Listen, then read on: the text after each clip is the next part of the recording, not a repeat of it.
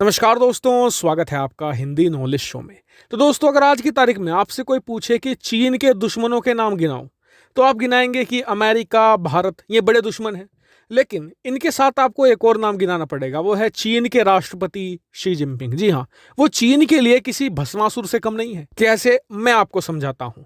सन 2013-14 तक चीन के अंदर सब कुछ ठीक चल रहा था। पश्चिमी देशों के अंदर भी चीन की एक बहुत ही बढ़िया छवि थी और पूरी दुनिया में चीन को बहुत ही अच्छी नजरों से देखा जाता था। और इसका सबसे बड़ा कारण यह था कि चीन के अंदर भले ही कम्युनिस्ट शासन हो, एक पार्टी का राज हो, लेकिन उस एक पार्टी के अंदर भी काफी हद तक लोकतंत्र एग्जिस्ट करता था। इसलिए जो अनुभवी और अच्छा नेता होता था उसे ही चुना जाता था, जो काम खराब करता था उसे हटा दिया जाता था। और यह काम करती थी चीन की जो कम्युनिस्ट पार्टी की पोलित ब्यूरो है। उसमें कौन कौन थे? वरिष्ठ नेता होते थे। इसके अलावा पूर्व राष्ट्रपति, पूर्व प्रधानमंत्री इसमें शामिल हुआ करते थे, जो बहुत ही निष्पक्षता से एक तरीके से चुनाव किया करते थे, पार्टी के राष्ट्रपति का भी और पार्टी के जो महत्वपूर्ण लोग हैं, सरकार के महत्वपूर्ण लोग हैं, उनका भी। लेकिन 2013 में आए शी जिनपिंग, और मैं कहूंगा कि किसी डिजास्टर से कम नहीं था, क्योंकि 2013 में आते ही उन्होंने अगले 2 सालों में सबसे पहले तो इस पोलित ब्यूरो में अपने लोग बिठाने शुरू कर दिए।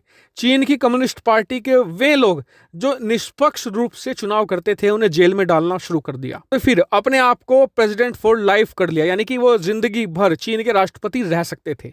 लेकिन कहते हैं ना कि ऐसा आदमी कभी संतुष्ट हो ही नहीं सकता।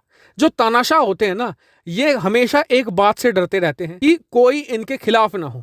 इसके लिए 2 काम करते हैं। सबसे पहले तो जो ये अपने आसपास के लोग हैं वहां पर अपने चेले चपाटों को रखते हैं। दूसरी बात, जो जनता में ये अपनी छवि एक बहुत ही महान नेता की बनाने के लिए ऐसे काम करते हैं जो इनके देश के लिए पतनकारी साबित होता है। उदाहरण मैं आपको देता हूं। चीन के 2015 से पहले के अगर आप कितने भी स्पेस प्रोग्राम देखें, जितने भी इकोनॉमिक प्लान देखें, सभी सक्सेसफुल रहे हैं। लेकिन उसके बाद क्यों नहीं हो पाए? कारण है शी जिनपिंग की जल्दबाजी।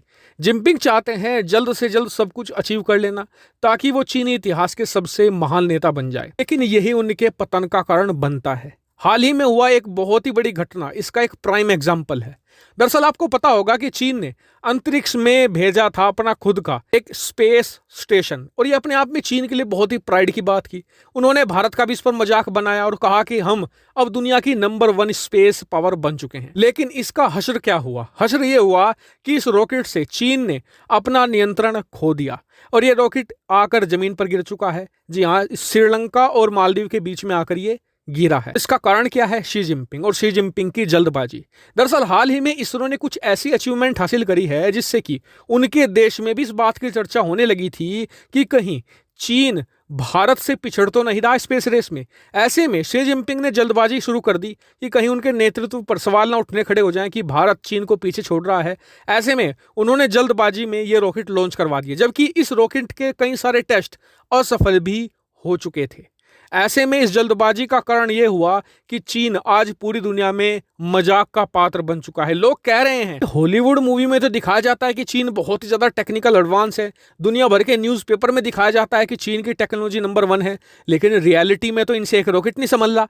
तो लोग अब चीन का प्रोपेगेंडा भी समझ रहे हैं कि कैसे ये दुनिया भर के न्यूज़ एजेंसियों को, दुनिया भर की फिल्मों में अपना प्रोपेगेंडा फैलाते हैं, और ये भी समझ रहे हैं कि रियलिटी में ये कुछ भी नहीं है। और हाल ही में कोरोना को चीन ने जिस तरीके से मैनेज किया, उसने भी दुनिया भर में चीन की भद पिटवाई है। ऐसे बहुत सारे उदाहरण आपको मिलेंगे। लेकिन भारत के लिए अच्छा है, क्योंकि चीन जितना डूबेगा भारत इतना ही तैरेगा। हालांकि आपका इस पर क्या मानना है कमेंट करके जरूर बताएगा। साथ ही वीडियो को शेयर कीजिएगा और चैनल को सब्सक्राइब करना बिल्कुल मत भूलिएगा। Thank you for watching video.